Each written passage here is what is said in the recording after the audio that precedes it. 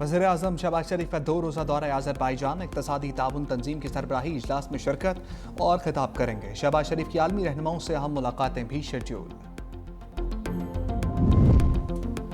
नांगा पर्वत सर करते गैर मुल्की खातून को पैमा हलाक। चेक रिपब्लिक की मुहिम जो खातून कोला वशावा कल्लारा ऑक्सीजन गैस फटने से जल बसी। कोह पैमाओं की टीम 17 जून को बोनेर बेस कैंप पहुंची थी। कैंप 1 और 2 के दरमियान दौरान ट्रैकिंग हादसा पेश आया। नजर आया है और ईरान को एक कामयाबी नजर आई है। इसमें प्राइम मिनिस्टर साहब का बड़ा रोल है और इसके पीछे भी वर्दी है। भारत ने एक बेस के ऊपर तकरीबन 11 के करीब मिसाइल फायर की। आप यकीन करें, एक भी मिसाइल किसी जहाज को या किसी को नुकसान, कोई बेस के आगे गिरा, कोई बेस के पीछे गिरा, कोई बेस के साइड गिरा। आर्मी चीफ उस वक्त बिल्कुल सॉलिड खड़े हुए थे, कोई उनको परेशानी नहीं थी और बिल्कुल क्लैरिटी के साथ थे कि इन्होंने हमारे पे हमला किया तो ये उससे 4 गुना ज़्यादा भुगतेंगे और उन्होंने भुगता। ईरान इस्राइल सीज फायर के पीछे भी वर्दी है। जंगबंदी में वज़ीर-ए-आज़म शहबाज शरीफ का अहम किरदार था। वफाकी वज़ीर दाखिला मोहसिन नकवी के उलमा कराम के साथ प्रेस कॉन्फ्रेंस। वफाकी वज़ीर ने कहा कि भारत के खिलाफ जंग में अल्लाह की गैबी मदद पाकिस्तान के साथ थी। भारत ने हमारी एक एयरबेस पर 9 से 11 मिसाइल फायर किए, लेकिन कुछ मिसाइल 20 से बेस से पहले और कुछ आगे जाकर गिरे। किसी मिसाइल से पाकिस्तान के किसी जहाज या एयरबेस को नुकसान नहीं पहुंचा। आर्मी चीफ सीना तान कर खड़े थे, उन्हें कोई परेशानी नहीं थी। जब पाकिस्तान ने जवाबी हमला किया, हमारे तमाम मिसाइल निशाने पर लगे। पाकिस्तान ने भारत में किसी भी जगह शहरी आबादी को निशाना नहीं बनाया। वफाकी वज़ीर ने मुहर्रम उल हराम में मजहबी हम आहंगी की जरूरत पर भी जोर दिया।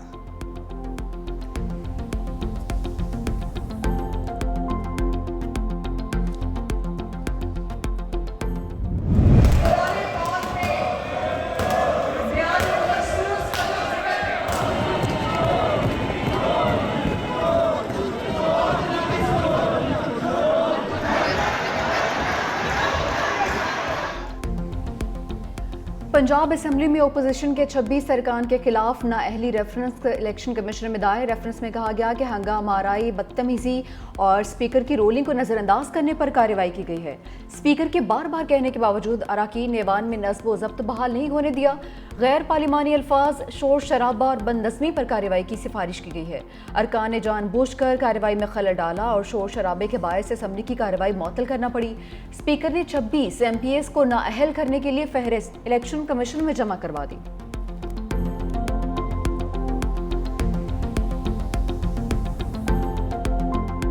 गालियाँ जमहूरियत नहीं है। अगर आप उसके अंदर वल्गैरिटी लाते हैं तो ये जमहूरियत दुश्मनी है। और फिर ये कहते हैं कि ये 45-47 का झगड़ा, टोटल 37 पिटिशंस है तुम्हारी और उसमें से 12 तुम्हारे खिलाफ हैं। अगर आपको इतराज़ है तो माता है इसमें बैठे मत। I will not allow this to happen in my house. जो लोग अपने आइन की पासदारी हल्फ की नहीं कर सकते, राइट, उनको उस हाउस का रुकन जिसको उन्होंने हल्फ उठाए रहने का कोई हक नहीं।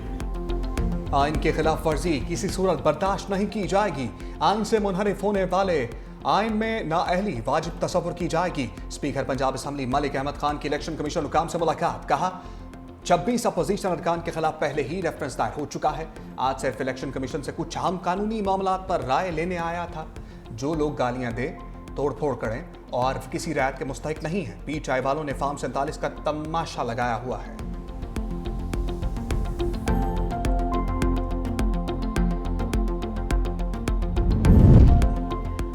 पीटीआई का मुनहरिफ अरकान के खिलाफ रेफरेंस भेजने का फैसला। पीटीआई के रहनुमा असद कैसर ने कहा, जिन 4 अरकान ने 26वीं आईनी तरमीम में वोट दिया उनके खिलाफ सिफारिशात मुरतब कर ली हैं।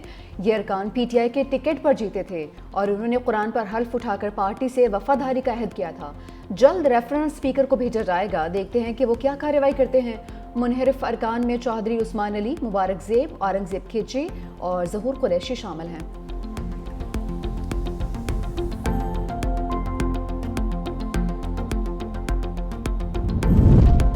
बानिया पीटीआई ने कहा, उनसे बात करें जिनसे ट्रंप बात कर रहे हैं। हुकूमत से बात करने का कोई फायदा नहीं क्योंकि उनके हाथ कुछ नहीं है। अलीमा खान की मीडिया से गुफ्तगू। कहा, अवाम 17 सीटों वाली हुकूमत के साथ नहीं।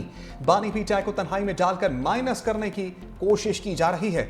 हजारों लोगों पर कभी एक साथ इतने केसेस नहीं हुए, लेकिन मुश्किल वक्त गुजर जाएगा।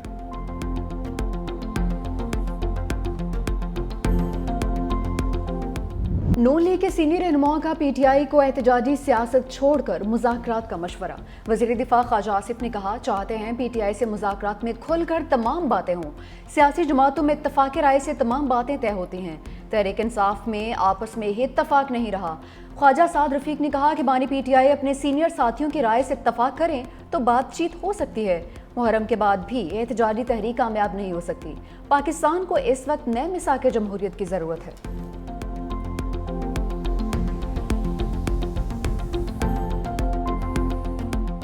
आज भी पीटीआई के बानी जेल में है, पीटीआई की सियासत की वजह से जेल में। वो खुद अपने दुश्मन है। अली अहमद गंडापुर को या पीटीआई को अपोजिशन की जरूरत नहीं है, वो खुद अपनी अपोजिशन खुद है। जमात इस्लामी की हमेशा यही एक पॉलिटिक्स रही है कि जमात इस्लामी ने कभी जिंदगी में जो है वो कोई काम नहीं किया सिवाय तनकीद के, मुजाहरों के और मसलों के। 93,118 टीचर्स को अभी भर्ती किया है। पाकिस्तान की हिस्ट्री में सबसे बड़े में बड़ी भर्ती हुई है कि 93,000 लोगों को एक साथ भर्ती किया गया है।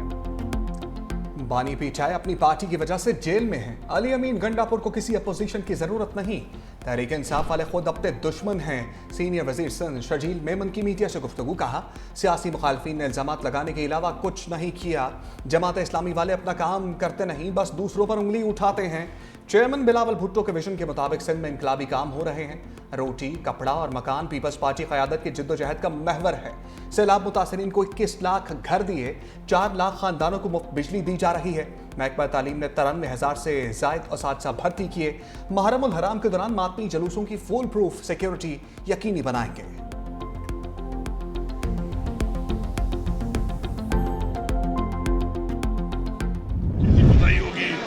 होगी उसको, बाकी जो रिक्रूटमेंट कैंपेन है वो इकरार बोर्ड होगी। कोई भी एक जनरेट नहीं है, चाहे शिदा ताकतवर भी है, जिसने रिक्रूटमेंट की है वो सारे के सारे रिक्रूटमेंट खत्म की जाएगी, सिर्फ सवाल पे नहीं की जाएगी। फैसल करीम कुंडी कौंसलर की सीट नहीं जीत सकते, हमारी हुकूमत खत्म करने की बात कर रहे हैं। वज़ीर आला केपी अली अमीन गंडापुर ने गवर्नर केपी को तनकीद का निशाना बना डाला। कहा कि सानिया सवात में जिसकी भी कोताही होगी उसे सजा दी जाएगी। कहा कि कोई कितना भी ताकतवर क्यों ना हो, सजा से बच नहीं सकेगा। तजावजात का हर सूरत खातिमा किया जाएगा। ऑपरेशन में कोई दबाव कबूल नहीं किया जाएगा।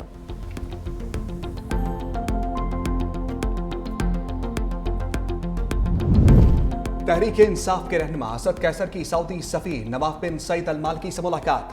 दो तरफा ताल्लुकात, खित्ते की मजमूई सूरत-ए-हाल, बाहमी दिलचस्पी के अमूर पर तबादला ख्याल। असद कैसर ने कहा, सऊदी अरब के साथ अपने देरीना बरादराना ताल्लुकात को पाकिस्तान कदर की निगाह से देखता है। पाकिस्तान सऊदी अरब के साथ ताल्लुकात को मजीद मुस्तहकम बनाने का ख्वाह है। दोनों बरादर ममालिक मजहब, अखुवत और तारीख के लाजवाल रिश्तों में बंधे हुए हैं।